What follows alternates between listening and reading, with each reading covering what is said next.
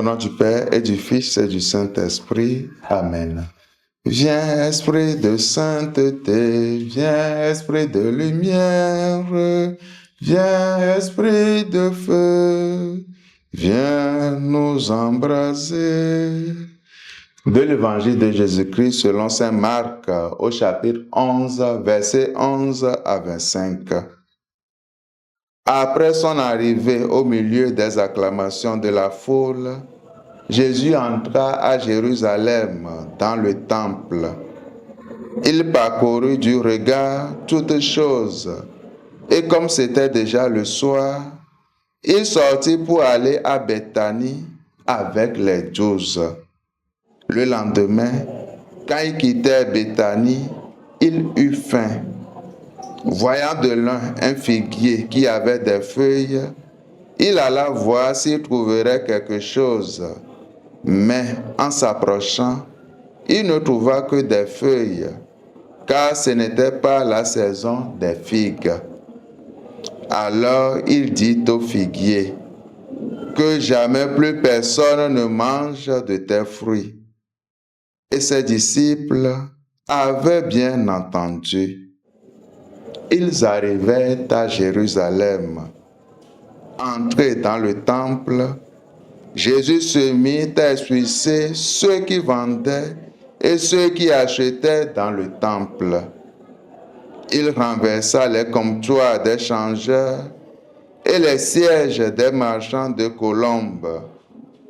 Il ne laissait personne transporter quoi que ce soit à travers le temple. Il enseignait et déclarait aux gens, « L'Écriture ne dit-elle pas, « Ma maison sera appelée maison de prière pour toutes les nations » Or vous en avez fait une caverne de bandits. Apprenant cela, les grands prêtres et les scribes cherchaient comment le faire périr. En effet, ils avaient peur de lui, car toute la foule était frappée par son enseignement. Et quand le soir tomba, Jésus et ses disciples s'en allèrent hors de la ville. Le lendemain matin, en passant, il vit le figuier qui était desséché jusqu'aux racines. Pierre, se rappelant ce qui s'était passé, dit à Jésus, « Rabbi, regarde, le figuier que tu as maudit est desséché. » Alors Jésus, prenant la parole, lui dit, « Ayez foi en Dieu. Amen, je vous le dis.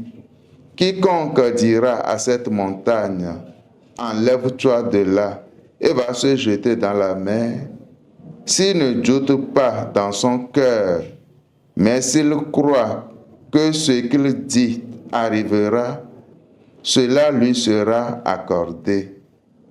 C'est pourquoi je vous dis, tout ce que vous demanderez dans la prière, croyez que vous l'avez obtenu, et cela vous sera accordé.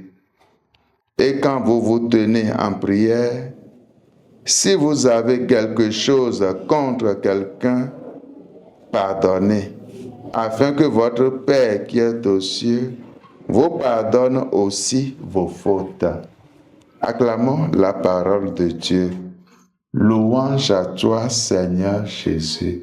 Bien-aimés dans le Seigneur, certains pensent qu'en donnant de l'argent ou des dons à l'Église, ils sont de bons chrétiens. Certes, aider au fonctionnement de l'Église est une bonne chose.